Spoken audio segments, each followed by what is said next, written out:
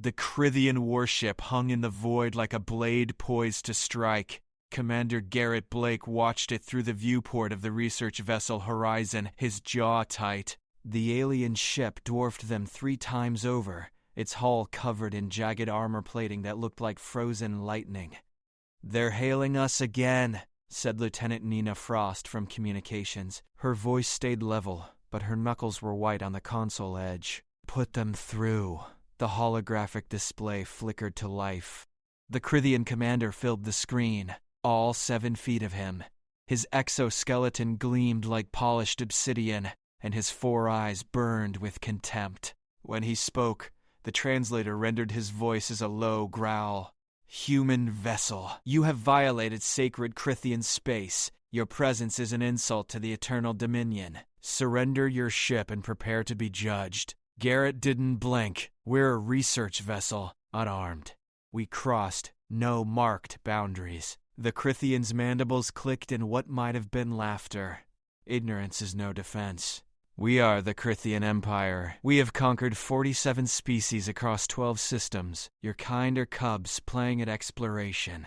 You will submit, or you will burn." Behind Garrett, the science team sat frozen at their stations. Dr. Philip Kane.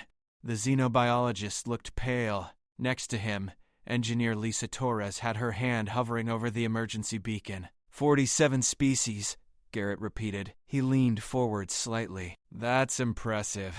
Tell me something, though." The Crythian commander's eyes narrowed. "You dare. How many of those species fought back?" Silence stretched across the void. The alien's mandibles stopped moving. "Garrett," continued, his voice calm as still water. "See, I'm just curious. 47 conquests. That's a lot. But I'm wondering how many actually resisted. How many had weapons? How many had military training? How many were ready for you?" "That is irrelevant," the Crythian hissed. "Is it?" Garrett tilted his head. "Because from where I'm sitting, threatening an unarmed research vessel doesn't seem like the action of warriors. It seems like bullying. And I'm just trying to understand if that's your usual approach." The alien's exoskeleton darkened, shifting from black to deep crimson. "You mock the Dominion?" "I'm asking a question." Nina glanced at Garrett, eyes wide. Lisa's hand trembled over the beacon switch. Philip gripped his chair armrests. The Crythian leaned closer to his own screen. "Your arrogance will cost you everything, human. We will... None of them," Garrett said softly. "What? None of them fought back? Did they?" Garrett's eyes locked onto the alien commanders. "That's why you're so angry right now. Because someone finally asked." The holographic display shook as the Crythian roared. "You will regret... Weapons charging on their ship!" Nina called out. Garrett smiled. "Now let me tell you about humans." The Crythian's weapons array lit up the darkness like a constellation of death. Energy coils hummed with building power, visible even through the viewport as blue-white spirals racing along the warship's hull. "Shields won't hold against that," Lisa said, her voice cracking. "We don't have shields. We have meteorite deflectors." "I know," Garrett said. He kept his eyes on the Crythian commander. "You see, your species conquers the weak, preys on explorers, scientists, traders. You find civilizations that can't fight back and you call it empire building."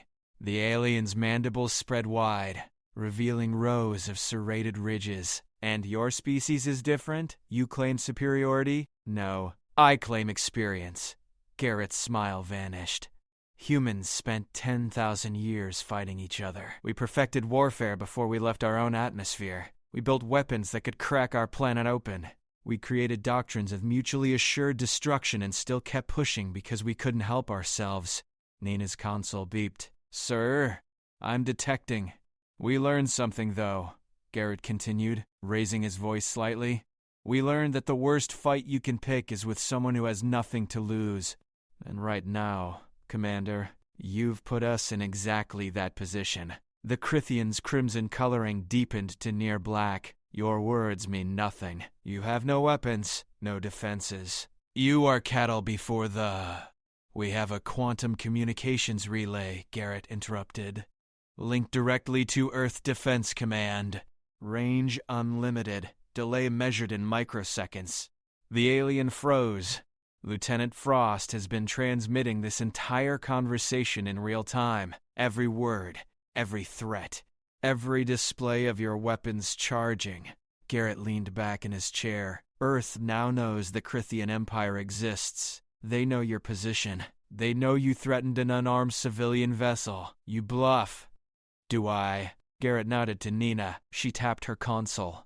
The holographic display split, showing the Crithian commander on one side and a new feed on the other. Admiral Christine Vega appeared, her gray hair pulled back tight, her uniform bearing more medals than the Crithian had eyes. This is Admiral Vega, Earth Defense Command. Crithian vessel, you have 15 seconds to power down your weapons, or we will interpret your actions as an act of war. The Crithian's four eyes widened. There are no human military ships in this sector. We scanned. 12 seconds, Vega said. Philip gripped his console. Sir, long-range sensors are going crazy. I'm picking up, oh God. What is it? Lisa whispered. Quantum signatures. Dozens of them. Coming out of fold space. Philip's hands shook as he read the data. Battle cruisers, carriers, destroyer formations. The Crithian commander's screen flickered as his own sensors registered the same information. His coloring shifted rapidly, black to crimson to a sickly gray-green. 8 seconds, Admiral Vega said. Outside the viewport, space itself began to tear. Ripples of distorted light spread across the darkness like cracks in black glass. Then the fleet emerged. Garrett had seen the promotional videos, the recruitment materials, the documentary footage. None of it prepared him for the reality. The Earth Defense Fleet materialized around the horizon like a storm given form. The flagship, EDS Relentless, was a kilometer-long wedge of armored fury. Its escort carriers flanked it like wolves beside an alpha. Destroyer squadrons spread out in perfect geometric formations. 73 warships, all pointing at the Crithian vessel. Time's up, Vega said. The Crithian commander's mandibles clicked rapidly, a sound the translator rendered as stammering. This is... You cannot. We are a sovereign. You threaten civilians, Garrett said quietly. That was your mistake. See, humans protect our own. It's what we do. It's in our bones. You wanted to know what makes us different from the species you've conquered? The alien said nothing. We answer, Garrett finished. The Crithian's weapons power down. Every light on his warship's hull dimmed and went dark. That's better, Admiral Vega said. Now, let's discuss reparations. And boundaries, and what happens to empires that prey on the defenseless.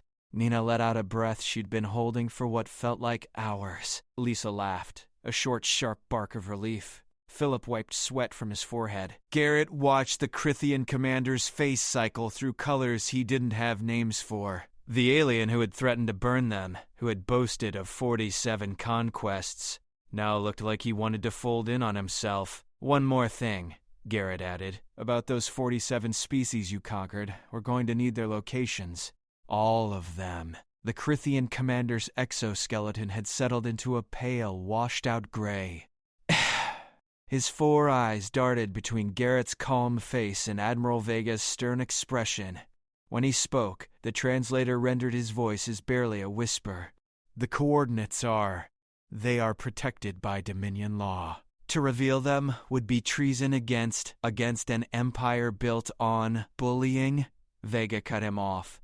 Let me clarify your situation. You have 73 human warships aimed at your hull. Each one carries enough firepower to glass a continent. Your choice is simple. Cooperate. Or we find those species ourselves and you become a debris field. The alien's mandibles trembled. You would not. Humans claim to value life. To be different from you? Garrett stood up from his chair. We do value life. That's exactly why we're doing this. How many of those 47 species are still alive? How many did you wipe out just to prove a point? Silence. That's what I thought. Garrett walked closer to the holographic display. You're going to give us everything. Coordinates, fleet positions, garrison strengths. Every detail of your empire. Because if you don't, we'll take it anyway and you won't be around to see what happens next. Mina's console beeped again. She checked it, then looked up sharply. Sir, we're getting a secondary transmission. It's not from the Crithian command ship. Source? Vega asked. Lower decks of the warship. Encrypted, but weak encryption. It's breaking through now. Nina's eyes widened as she read. It's a message from someone inside their ship. They're asking for asylum. The Crithian commander's color shifted back to crimson. That is impossible. My crew would never. The display split again.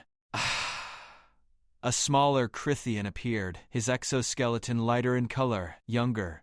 He spoke rapidly, his words tumbling over each other. Human vessels, I am Sub-Commander Velthus. The empire you face is not unified. Many of us serve under threat of execution.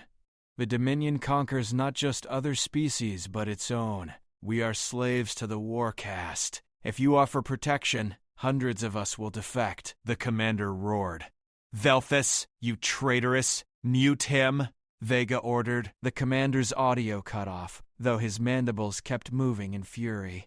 Vega focused on Velthus. You're asking for asylum. What can you offer in return? Everything, Velthus said. Fleet codes, communication protocols, weaknesses in our ships.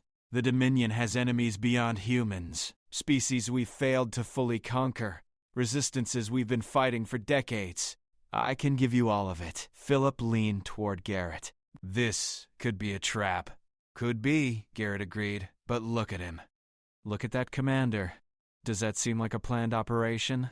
The senior Crithian was battering his controls, his exoskeleton cycling through colors like a broken display. His bridge crew visible behind him looked confused, some backing away from their stations. Lisa pulled up a scan. Sir, I'm detecting movement on their lower decks. Lots of it. Life signs clustering near what looks like escape pod bays. They're evacuating, Nina breathed. They're actually doing it. Vega's expression didn't change. Velthus, this is Admiral Vega. If you're sincere, you'll need to prove it. Right now. Tell me how. Disable your command ship's weapons. Permanently. Then release every species you're holding captive in your cargo bays. Velthus's eyes went wide. How it could have slipped outside of our perimeter is spirited. We've been scanning your ship since we arrived, Vega said. We know you've got life forms down there that aren't Crithian. Different biological signatures. 3 distinct species by our count. The young Crithian nodded rapidly. Prisoners, taken from the last conquest. They were going to be used as labor on our colony worlds. I can free them. I can destroy the weapons grid. But I need your word. Protection for everyone who defects. Garrett looked at Vega. The Admiral's jaw worked for a moment. Then she nodded. You have my word, Vega said. As an officer of Earth Defense Command, asylum for all who reject the Dominion. But if this is a trick, Sub-Commander, your ship becomes a star. Understood. Velthus turned away from the screen, shouting orders in his own language. Alarms began blaring on the Crithian vessel. The main commander, still muted, was pounding on his console. His bridge crew was abandoning their posts. Some ran for the exits. Others stood frozen, clearly torn between duty and survival. Energy signatures dropping across their hull, Lisa reported. Weapons grid is shutting down. Not just powering down, actually dismantling. He's fusing the relays. Escape pods launching, Nina added. 20, 30, still counting. Through the viewport, Garrett watched small craft burst from the Crithian warship, like seeds from a dandelion.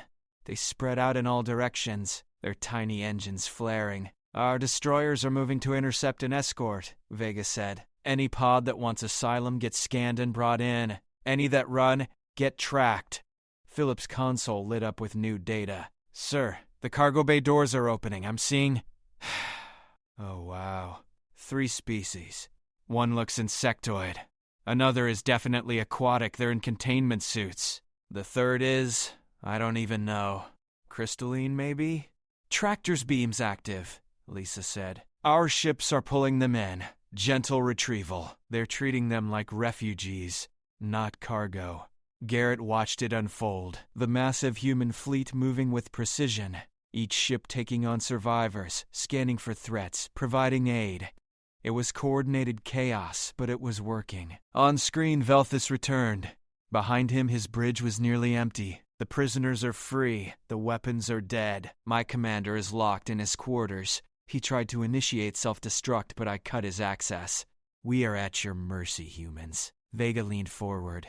You made the right choice, Sub-Commander. Now, about those coordinates. Velthus transmitted the data without hesitation. Philip's console erupted in scrolling text and star charts. So much information that the display struggled to keep pace. Coordinates confirmed, Philip said, his voice tight with shock. 47 systems. But there's more. Way more. Sir, he's giving us fleet deployments, supply lines, communications hubs. This is their entire military infrastructure. Not just military, Nina added, reading her own flood of incoming data. Population centers, industrial zones, mining operations. He's handing us the whole empire. Garrett studied Velthus through the holographic display. The young Crithian stood straighter now, his exoskeleton brightening to a healthier shade. Behind him, the few remaining crew members watched with what might have been hope. Why? Garrett asked. You're giving up everything. Your career, your people. Why turn on them this completely? Velthus's mandibles clicked softly. Because I am tired of being a monster. The Dominion does not rule through strength. It rules through terror. We are taught from hatching that conquest is survival, that mercy is weakness, that other species exist only to serve us. He paused. But I have seen what we do to those we conquer. I have watched executions, forced labor, cultural erasure. And I realize something. What's that? Vega asked. The Dominion makes us less than we could be. It takes everything good about our species and burns it away until only cruelty remains. When I saw your fleet arrive to protect one small research vessel, I understood what we lost. Unity, purpose beyond domination, the willingness to risk everything for strangers. Lisa wiped her eyes. That's beautiful and also really sad. It's an opportunity, Vega said. She turned to someone off screen. Get me strategic command. All theaters. We're going to need coordination across multiple sectors. She looked back at Velthus. Sub-Commander, how many Crithians feel the way you do? Thousands. Maybe more. The Warcast keeps us silent through fear. But if Earth offers a real alternative, if you show that defection leads to safety rather than death, the Dominion will fracture. Philip pulled up a star chart showing the 47 conquered systems. Admiral, some of these are deep in what we thought was unclaimed space. If the Crithians held them, that means those species have been under occupation for decades, maybe centuries. Then we end it, Vega said simply. Starting now. Sub-Commander Velthus, you're going to help us liberate every single one of these worlds. The Crithian's eyes gleamed. It would be my honor. Garrett felt the weight of what was beginning. This wasn't just a rescue anymore. It was the start of something massive. He turned to his crew. Get me a direct line to Earth. Not just Defense Command. I want the Coalition Council. The full council? Nina asked. Sir, that's every nation's representative. I know what it is. Do it. 5 minutes later, the Horizon's small bridge was connected to the most powerful political body in human space. 40 faces appeared in holographic windows, each representing a different nation or alliance. They looked confused, annoyed at being pulled from whatever they'd been doing. This better be important, Commander Blake, said Chancellor Diego Ruiz of the Pan-American Alliance. Some of us were sleeping. It is. Admiral Vega, if you would.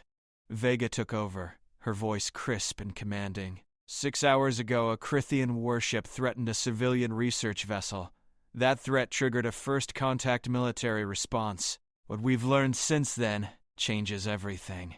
She transmitted Velthus's data to the Council. Garrett watched their faces change as they absorbed it. Confusion became shock. Shock became anger. 47 species, whispered Minister Yuki Tanaka of the Pacific Coalition, all conquered, all suffering under occupation. And now we know where they are, Vega continued. We have their military positions. We have Crithian defectors willing to help. The question before this council is simple. What do we do about it? We liberate them, said President Amaro Okoye of the African Union. There was steel in her voice. All of them. Immediately. That's a war, Ruiz countered. A massive commitment across dozens of systems. The cost alone is irrelevant, Okoye interrupted. We're talking about enslaved civilizations, species that have been crushed under tyranny while we explored our own corner of space. Ignorant. Now we know. Now we can act. What's the cost of looking away? The council chamber erupted in argument. Some agreed with Okoye. Others urged caution. A few questioned whether humanity had the right to interfere at all. Garrett muted his microphone and turned to his crew. Thoughts? We have to help them, Lisa said immediately. How can we not? It's going to be brutal, Philip added, even with surprise on our side. The Crithians won't just surrender every world because we ask nicely. No, Garrett agreed. But Velthus gave us something better than surprise. He gave us leverage. He unmuted and raised his voice. Council members, please. The arguing died down. 40 faces turned to look at him. I'm just a research commander. I study alien ecosystems, not military strategy. But I asked the Crithian leader one simple question, and it brought us here. So let me ask you all the same thing. Garrett paused. How many of those 47 species fought back? Silence fell across the council chamber. None, Garrett continued. Because they couldn't. They were explorers, traders, scientists, like us, like my crew. The Crethians built an empire on the backs of the defenseless. Now, they've made a mistake. They threatened humans, and we're not defenseless. Chancellor Ruiz leaned forward. What are you proposing, Commander? That we give the Crithian Empire one chance, one opportunity to stand down, release every conquered species, and face justice peacefully. And if they refuse, we show them what happens when you pick a fight with someone who actually fights back. Admiral Vega smiled. Motion proposed. All in favor? The vote was unanimous. The Crithian homeworld of Crythros hung in space like a bruised jewel. Its surface a patchwork of dark continents and pale oceans. Garrett had never imagined he would see it, much less be part of the fleet now surrounding it. 3 weeks had passed since the confrontation at the horizon. 3 weeks of mobilization, strategy sessions, and careful diplomacy. Earth had assembled the largest fleet in human history. 200 warships from every nation and alliance, all flying under the unified coalition banner. But they hadn't fired a single shot. Still no response from the Dominion Council? Garrett asked. He was aboard the Relentless now, serving as a civilian advisor. His expertise in first contact protocols had become unexpectedly valuable. Radio silence, Vega replied. She stood at the center of the flagship's bridge, surrounded by tactical displays and communication feeds. We've been broadcasting our terms for 6 hours. They're hearing us. They're just choosing not to answer. Velthus approached from a side console. He wore a simple gray uniform now, no armor or weapons. More Crithian defectors had joined him over the past weeks, forming what they called the Free Crithian Movement. Their intel had been invaluable. They are debating, Velthus said. The Warcast will want to fight. They built everything on military dominance. Admitting weakness destroys their entire culture. But the Science Cast and the Builder Cast, they will see the mathematics. Your fleet could reduce our homeworld to ash in minutes. We won't do that, Garrett said firmly. I know. That is why some of them might actually surrender. Velthus looked at the planet below with complex emotions crossing his features.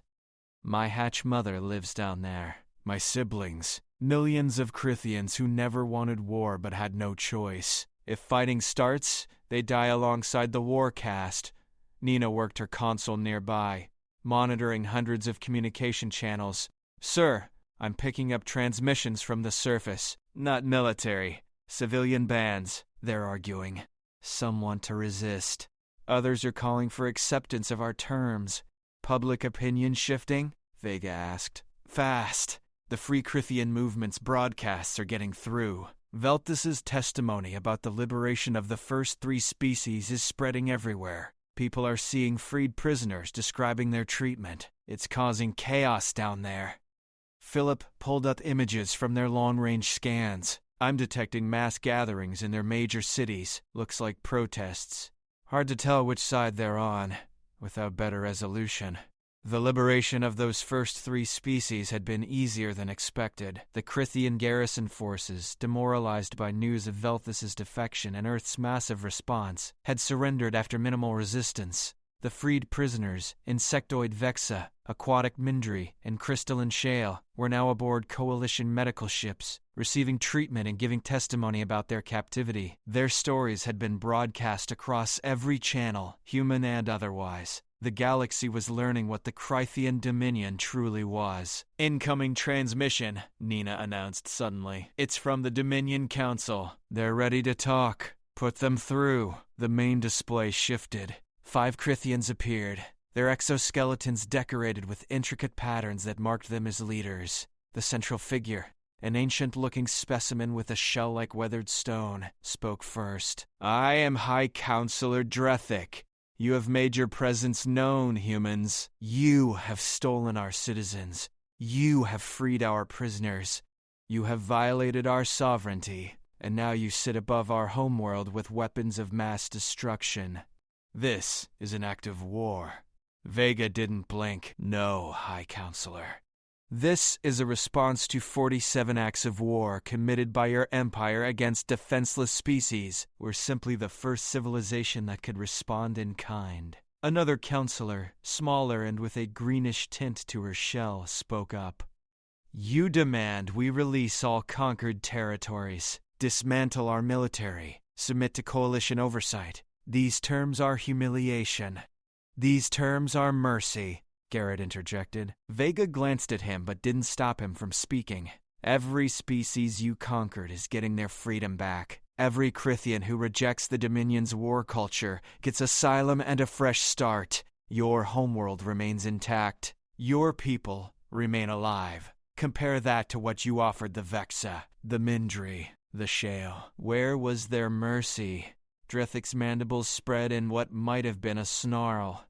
You speak from a position of temporary strength. Today you have more ships. Tomorrow, who can say? The Dominion has endured for 3,000 years. We will endure this. Will you? Velthus stepped forward, his voice carrying across the transmission. High Counselor, I know you. You taught me stellar mechanics at the Academy. You were the one who showed me that space was infinite, that possibilities were endless. Do you remember? The ancient Crithian's eyes focused on Velthus. Something flickered in them.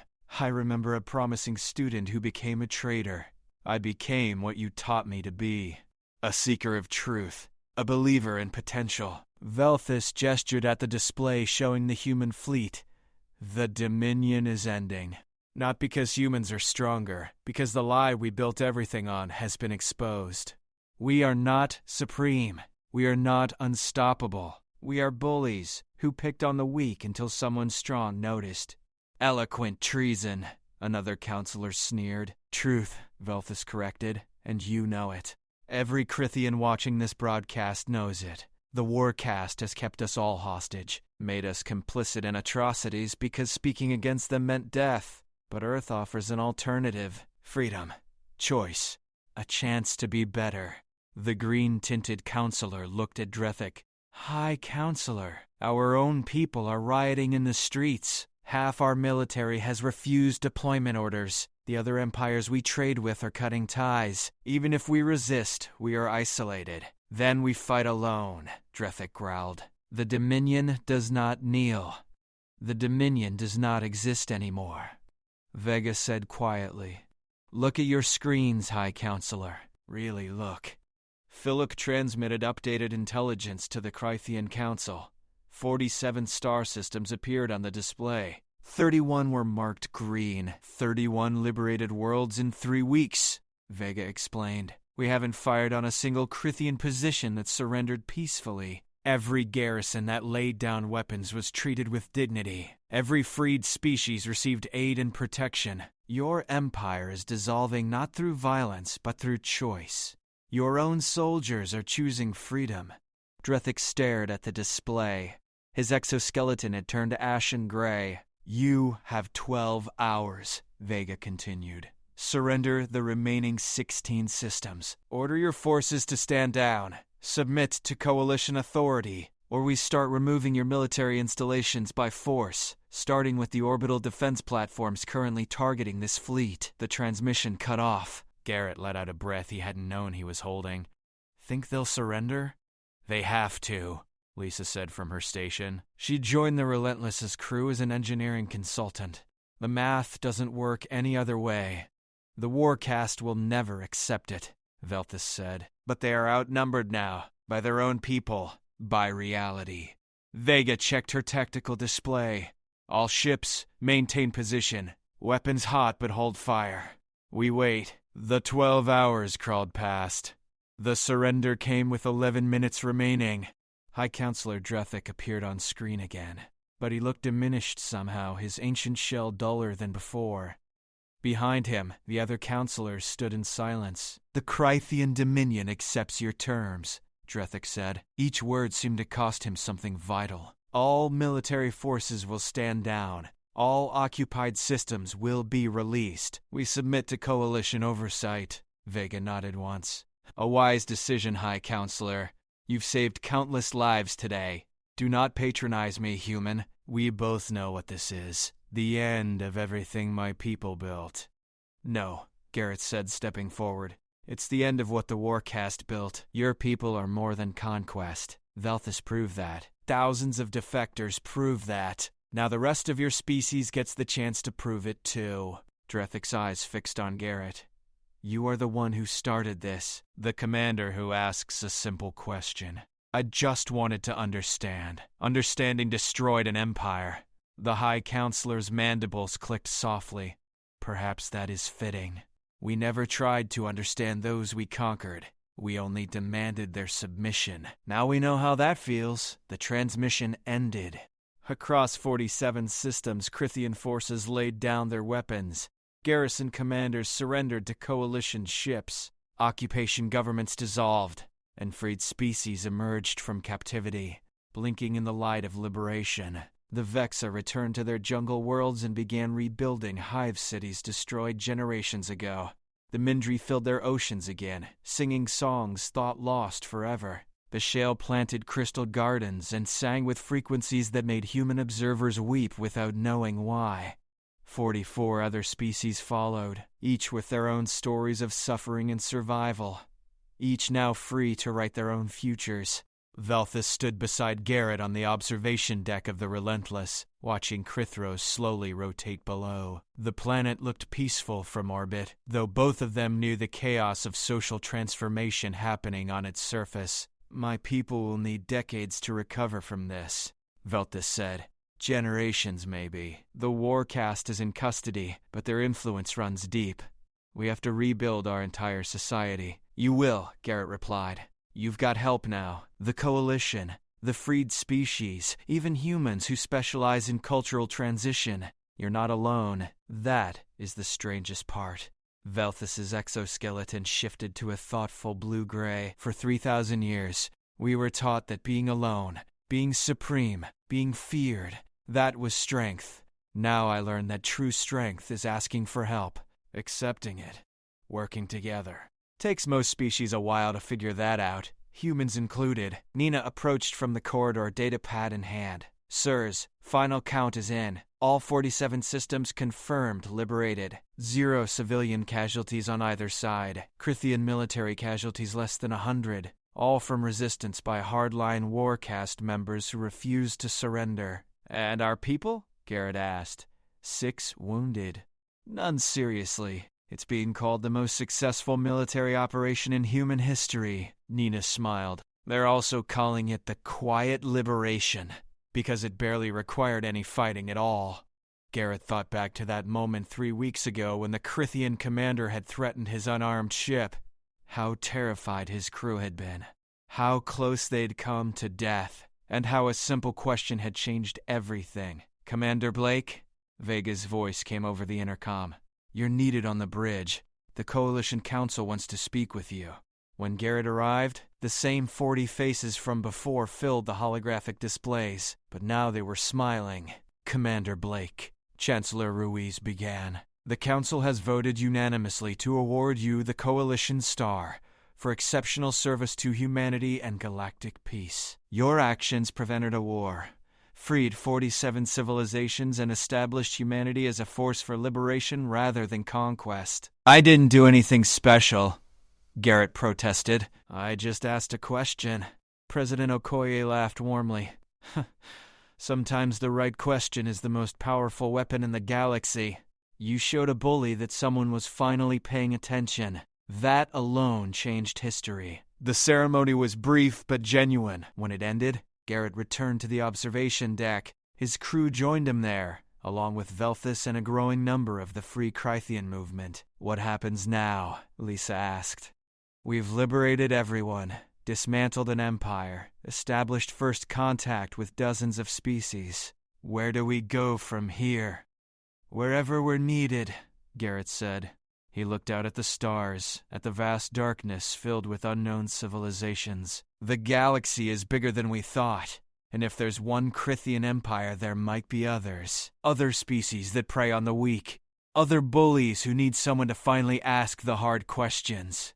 Philip pulled up a star chart showing unexplored regions. "Long-range sensors are detecting artificial signals from at least 20 systems we've never visited. Could be more civilizations.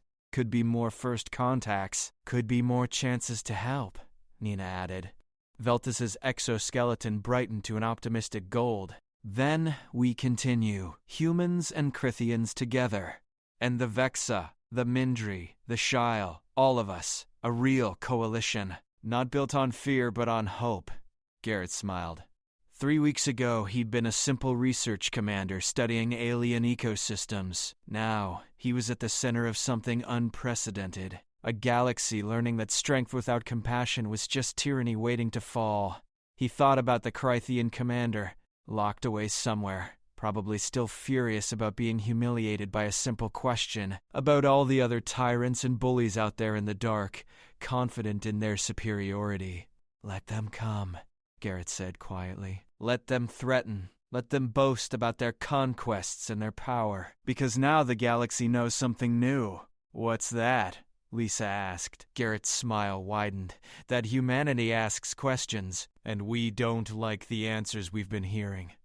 The stars spread before them, infinite and full of possibility. Somewhere out there, other species waited. Some in chains, some in fear, some in hope they didn't yet know was coming. But it was coming. Because humanity had learned what it meant to be strong. Not through conquest or domination, but through protection. Through standing up when others couldn't. Through asking simple questions that exposed complex lies. The quiet liberation was over.